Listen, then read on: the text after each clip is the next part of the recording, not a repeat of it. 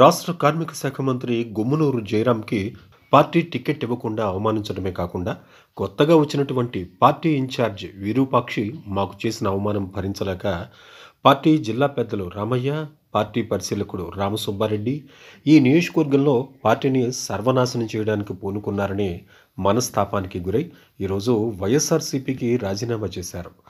వైఎస్ఆర్సీపీ మండల convener Veeresh, JCS మండల convener బొగ్గుల ఈరన్న, మండల కో కన్వీనర్, ఆలూరు 1 సచివాలయ కన్వీనర్, విద్యా కమిటీ చైర్మన్ హనుమలయ్య, అరికెర సచివాలయ కన్వీనర్ కుప్పగంటి మల్లేష్, కురుకుంద సచివాలయ కన్వీనర్ వెంకటేశ్లు, మొలగవల్లి పార్టీ సీనియర్ నాయకులు గోవింద్, రంగనాథ్, కిష్టప్ప,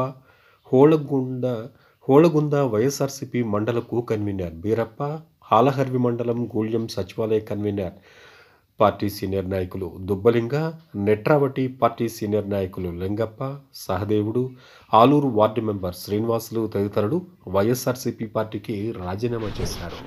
ఈ నియోజకవర్గంలో 15 సంవత్సరాలుగా వైఎస్ఆర్ కాంగ్రెస్ పార్టీ జెండాని కాపాడుకుంటూ మమ్మల్ని అందరం కూడా తన కుటుంబ సభ్యులుగా కుటుంబ పెద్దగా ఉంటూ ఆయన మమ్మల్ని అందరం కూడా కడుపులో పెట్టుకుని చూసుకున్నాడు. వైఎస్ఆర్ కాంగ్రెస్ పార్టీని బతికించాడు. ఈ నియోజకవర్గంలో 2 సార్లు ఎమ్మెల్యేగా గెలవడానికి ప్రతి కార్యకర్త యొక్క కృషి ఉంది. దానికి తోడు గుమ్మనూరు జయరాం గారి యొక్క ఎఫర్ట్, ఆయన యొక్క శక్తి వంచన లేకుండా ఈరోజు పార్టీ కోసం కష్టపడ్డాడు. కాబట్టి 2 సార్లు ఈ నియోజకవర్గంలో వైఎస్ఆర్ కాంగ్రెస్ పార్టీ గెలవడం జరిగిందని చెప్పి సందర్భంగా మీ అందరికీ తెలియజేస్తున్నాను. మరి ఈరోజు వైఎస్ఆర్ కాంగ్రెస్ పార్టీకి 10 నుంచి 15 సంవత్సరాలుగా సర్వీస్ చేసిన తర్వాత ఈరోజు ఆలూరు నియోజకవర్గంలో వైఎస్ఆర్ కాంగ్రెస్ పార్టీలో జరుగుతున్నటువంటి పరిణామాలు చూస్తుంటే నిజంగా ప్రతి వైఎస్ఆర్ కార్యకర్త యొక్క గుండె బద్దలైపోతుంది. ప్రతి వైఎస్ఆర్ కార్యకర్త యొక్క బాధని దిగముంగుకొని ఈరోజు మా నాయకుడు, మా అన్న, మా జగనన్న, మా పార్టీ, మా జయరామన్న అనుకుని ఈరోజు పార్టీ కోసం ఉన్నటువంటి ప్రతి నాయకుడు వ్యక్తికి ఎంతో బాధతో ఈరోజు వైఎస్ఆర్ కాంగ్రెస్ పార్టీలో మేము ఉన్నామా లేమా అన్న రకంగా ఈరోజు కొత్తగా ఎన్నికైనటువంటి ఇన్ఛార్జ్ విరూపాక్షి గారు ఈరోజు ఆయన వ్యవహరిస్తున్నటువంటి తీరు, ఆయన ప్రవర్తిస్తున్నటువంటి విధానం చూసి మేమందరూ కూడా విసిగిపోయాం.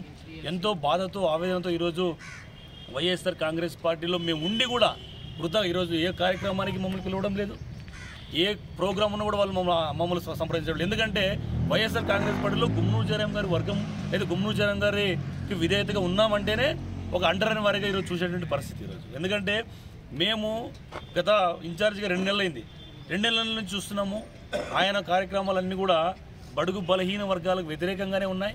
అదేవిధంగా గుమ్మనూరు జయరాం గారి వర్గం అంటేనే ఆయనకి మింగిన పడిన విధంగా ఒకరిని పదవి తీసేస్తాడు, ఒకరిని పదవి ఉంచుతాడు. ఆయన నచ్చిన విధంగా, అంటే ఒక మండల కన్వీనర్ పదవి తీసేయాలంటే ఒక ప్రాసెస్ ఉంటుంది.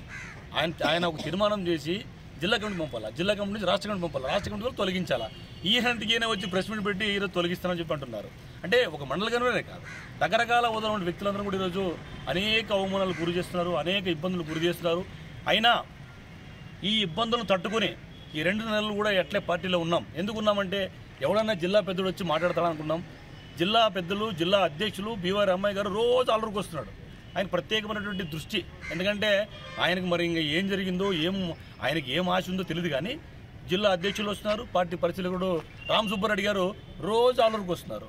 వచ్చింది పోయింది, వచ్చింది పోయింది అంతే. అవును, ఎవడు పార్టీకి దూరంగా ఉన్నాడు, ఎవడిని తొలగిస్తున్నారు, ఎవడు పార్టీకి పనిచేయడం లేదు, అవి దృష్టి పెట్టుకోకున్నట్లు ఈరోజు వారు నేనైతే నా పర్సనల్గా చెప్పగలను, నేను 2 నెలల నుంచి నన్ను తీసేసినప్పటి నుంచి కూడా ఎవరన్నా జిల్లా పెద్దలు నాతో మాట్లాడతారని చెప్పేసి నేను ప్రయత్నం చేసినా ఎవరు కూడా మాట్లాడే పరిస్థితి లేదంటే మేము వైఎస్ఆర్ కాంగ్రెస్ పార్టీకి అవసరం లేదని చెప్పేసి వాళ్ళు నిర్ణయించుకున్నారు. కాబట్టి ఈరోజు మేము పార్టీ భరిస్తున్నాం.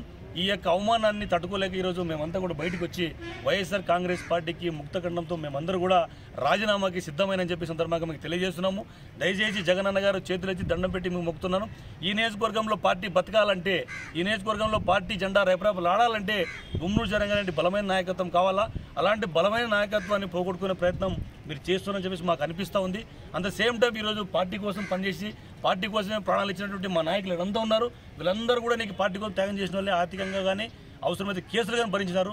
వీళ్ళందరూ కూడా ఈరోజు ఎంతో బరువెక్కిన గుండెతో వైఎస్ఆర్ కాంగ్రెస్ పార్టీని వదుకోలేక, వైఎస్ఆర్ కాంగ్రెస్ పార్టీని విడవలేక, జగనన్నని విడవలేక ఈరోజు గుమ్మనూరు జయరాం గారిని వదులుకోలేక ఏం చేయాలో తోచక మేము ఉండే వేస్ట్ అని చెప్పేసి ఈరోజు వైఎస్ఆర్ కాంగ్రెస్ పార్టీకి మేమంతా ముక్తఖండగా రాజీనామా చేస్తున్నాము. దయచేసి ఈ జిల్లా పెద్దలు ఎవరైతే ఉన్నారో బీవై రామయ్య గారు, రామ్ సుబ్బారెడ్డి గారు, ఈ నియోజకవర్గంలో వైఎస్ఆర్ కాంగ్రెస్ పార్టీని ఏం చేయాలనుకున్నారో చెప్పండి.